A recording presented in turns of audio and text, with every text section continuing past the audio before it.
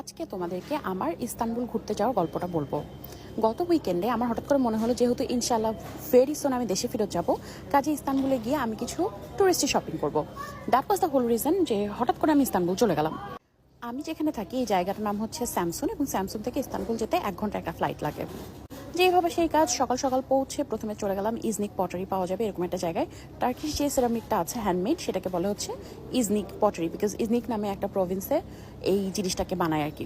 Then I went to Hafiz Mustafa, যেটা কিনা 1864 সালের একটা মিষ্টির দোকান, and I had the best baklava in my life there. তারপরে আমি খুঁজে বের করলাম একটা ভালো টার্কিশ ল্যাম্পের store, because if you are coming from Turkey and you are not bringing lamp for your family, then what are you doing seriously. এই মোটামুটি স্যাটারডে পুরোটা আমি শপিং টপিং করেই কাটিয়ে দিলাম। রাত্রে আমার হোটেলের ঠিক সামনে একটা রেস্টুরেন্টে ডিনার করলাম। ডিনারে কি খাবো এটা চিন্তা করছিলাম, and I was trying to, আমি টার্কিতে থাকি, রাইট? সো আমি টার্কিশ ডিশ সবসময় ট্রাই করতে পারবো। So I wanted to try something different. কাজেই আমি একটা ফ্লাম্বে টাইপের একটা জিনিস অর্ডার করেছিলাম, উইচ ইজ বেসিক্যালি দিস। এটা করে টার্কিশ ভাষায় কি যেন একটা বলে, যেটা আমার মনে নাই, but it was really really good. রেস্টুরেন্টটা ছিল এই জায়গাটায়, আর রাইট সাইডে একটু সামনে গেলেই আমার হোটেল। সকালে আমি হোটেল বুক করে যাইনি, সো মনে করো যে আমি যখন গিয়েছি তখন I really had to struggle to find a hotel, and I was staying in Hilton, কারণ ওই এলাকাটা অনেক হ্যাপেনিং, আশেপাশে রেস্টুরেন্ট ভালো। সো সব কিছু মিলায়ে every one from my office suggested যে তুমি এখানে থাকলে তোমার জন্য সবচেয়ে ভালো হবে। ডে 2-তে সকালে আমি উঠে একটা আইসক্রিম খেলাম। এরপরে ভাই এত গরম ছিল, আমি ইস্তানবুলে জাস্ট আমার একটা ফ্রেন্ডের সাথে দেখা করলাম, and that's about it. I head right back to the airport.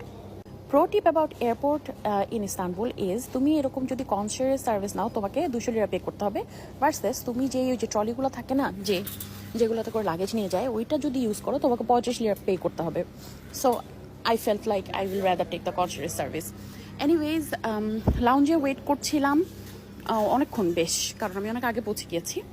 তারপরে I had soup, I had this sandwich, ওরা কী বলে এটাকে, সামিট স্যান্ডউইচ বলে আই থিঙ্ক।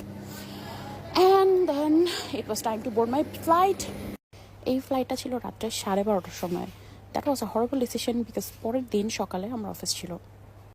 তো যাই হোক আর কি, ওরা লাউঞ্জের সামনে থেকে সবাইকে গুছিয়ে একটা বাসে করে নিয়ে চলে যায় ফ্লাইট ওঠার জন্য। বোর্ড করার পরে টার্কিশ এয়ারলাইন্সে বরাবরের মতোই ওরা যে ওয়েলকাম ড্রিঙ্কটা দেয়, you know at this point I like the raspberry one, so I had that. ডিনারে খুব একটা ক্ষুধা ছিল না, সো আই জাস্ট কোনো রকম হ্যাড সামথিং। বাসায় পৌঁছাতে অলমোস্ট 3টা বেজে গিয়েছিল। এইখানে আবার আরেক কাহিনী, আমার কাছে কোনো ক্যাশ ছিল না।